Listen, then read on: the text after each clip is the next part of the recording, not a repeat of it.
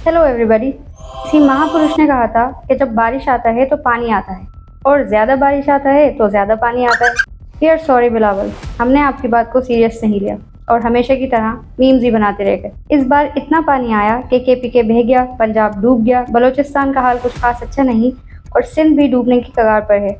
Indus and its tributaries are overflowing. Pakistan में हर 3 से 4 साल बाद एक ऐसी फ्लडिंग वेव जरूर आती है जो अपने साथ बहुत ज़्यादा पानी लाती है और बहुत तबाही भी फैलाती है। तो आखिर इसकी वजह क्या है? क्लाइमेट चेंज या सिर्फ क्लाइमेट चेंज? पाकिस्तान में जब से करंट फ्लडिंग वेव शुरू हुई है, हर तरफ से एक ही आवाज़ आ रही है, क्लाइमेट चेंज और क्लाइमेट चेंज।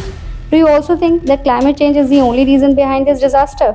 कैसा हो अगर मैं आपको बताऊं कि जो आपको लगता है वो बिल्कुल गलत नहीं बल्कि थोड़ा गलत है। It is just half of the truth told, rest half of the truth is hidden behind our gutter सरकार की गटर पॉलिसीज। जब बारिशों और सैलाब में लोग डूब रहे होते हैं, हरामी गवर्नमेंट, मेरा मतलब हमारी गवर्नमेंट, उसी बारिश के पानी में नहा धो के अपने बाल सुखाने चली जाती है। Although Pakistan status is more prone to natural hazards, इस बात का एक्सक्यूज हरगिज नहीं बनाया जा सकता। ये सब तो क्लाइमेट चेंज की वजह से हो रहा है। क्लाइमेट चेंज तो अमेरिका, चाइना और यूरोप की वजह से हो रहा है, तो गवर्नमेंट इसमें कुछ कर ही नहीं सकती। कर तो ये सब सकते हैं मगर करते नहीं है, वो अलग बात है। ये बिक गई है गवर्नमेंट। हरामी मेरा मतलब हमारी गवर्नमेंट की फेवरेट हॉबी पहले क्लाइमेट चेंज के नाम पे इंटरनेशनल प्लेटफॉर्म से इमदाद जमा करना है और फिर उसी इमदाद को मिल बांट के खाना। जोर से बोल के लोगों को स्कीमें बता दे। पाकिस्तान में 2010, 2013, 2020 और 2022 में भी सेवियर फ्लडिंग हुई थी, जिसके भारी नुकसान से अभी आवाम निकी थी कि 2025 में भी फ्लडिंग हो गई। हालिया सैलाबों और बारिशों की वजह से अब तक 900 से ज्यादा कैजुअलिटीज हो चुकी हैं, इंफ्रास्ट्रक्चर बर्बाद हो चुका है और लाखों स्क्वायर किलोमीटर पे खड़ी फसलें डैमेज हो चुकी हैं। किसान राहत काउंसिल के मुताबिक ये नुकसान अरबों रुपए मालियत का हो सकता है। इनसे अगर पूछा जाए क्या गवर्नमेंट ने पिछले डिजास्टर्स और फ्लड से कुछ नहीं सीखा? नहीं।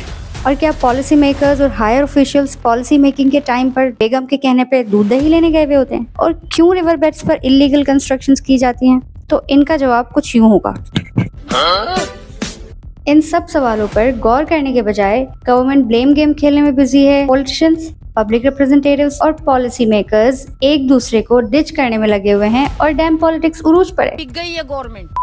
इनको ना तो पब्लिक की फिक्र है और ना ही इस मुल्क की फिक्र है, तो बस अपना मैंडेट बटोरने की और अपनी लॉबीज को प्रोटेक्ट करने की। इन्हीं के दौरे हुकूमत पे रिवर बेड्स पे इलीगल कंस्ट्रक्शन की जाती है। टूरिस्ट इंफ्रास्ट्रक्चर से लेकर हाउसिंग सोसाइटीज और इलीगल हाउसिंग प्रोजेक्ट्स तक सब कंस्ट्रक्ट किया जाता है और इसी सब को बेचकर आवाम की सेफ्टी की कोस्ट पे एक भारी मुनाफा कमाया जाता है। इलीगल हाउसिंग सोसाइटीज के अलावा पाकिस्तान में पिछली कुछ दहाइयों में डिफॉरेस्टेशन तेजी से बढ़ी है। अल जजीरा इंग्लिश के मुताबिक ईयर 2001 से लेकर ईयर 2024 तक के बीच में approximately 9.53 kilo hectares area of forest was cleared. Experts के मुताबिक इतनी भारी पैमाने पे डिफॉरेस्टेशन से न सिर्फ सॉइल इरोजन होती है बल्कि मजीद फ्लडिंग के लिए राहें हमवार होती हैं। गवर्नमेंट की ये ड्यूटी है कि डिफॉरेस्टेशन को रोके, मगर गवर्नमेंट टिम्बर माफिया के साथ अपने गहरे ताल्लुकात को कायम रखने के लिए ऐसा नहीं करती। मजीद देखा जाए तो पाकिस्तान में सस्टेनेबल अर्बनाइजेशन का कोई कॉन्सेप्ट ही नहीं है। अनकंट्रोल अर्बनाइजेशन और मिसमैनेजमेंट की वजह से कराची का क्या हाल है सब जानते हैं। ऊपर से कराची के मेयर से जब सवालात किए जाएं तो उनका जवाब कुछ यूं होता है, मैं गरीब हूँ।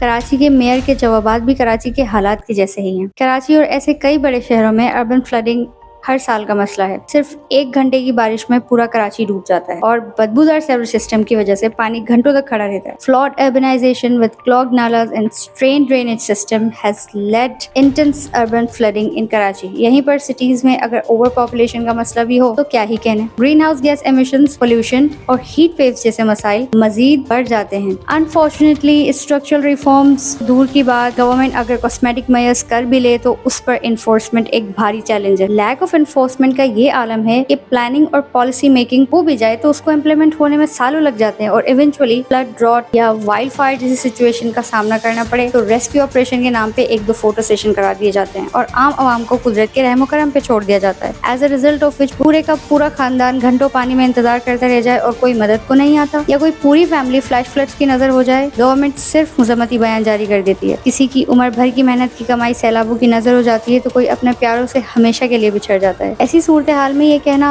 गलत नहीं होगा कि nature is merciless, it doesn't spare anybody and the government is careless enough not let anybody get spared. अगर इस डिस्ट्रक्शन से बचना है तो गवर्नमेंट को आपस के झगड़े छोड़कर स्ट्रक्चरल मेजर्स करने होंगे, रिवर बेड्स पर इलीगल कंस्ट्रक्शन रोकनी होगी, टिम्बर माफिया के खिलाफ क्रैकडाउन करना होगा और सस्टेनेबल वाटर स्कीम्स पे काम करना होगा। अगर ये सारे स्टेप्स नहीं लिए गए तो मजीद तबाही आएगी। मगर एक ट्रैफिक जैम का मसला जरूर हल हो जाएगा, क्योंकि जब सड़कें ही नहीं होंगी तो गाड़ियां कहाँ से आएंगी, क्योंकि पानी में तो सिर्फ बोट्स ही चलती हैं।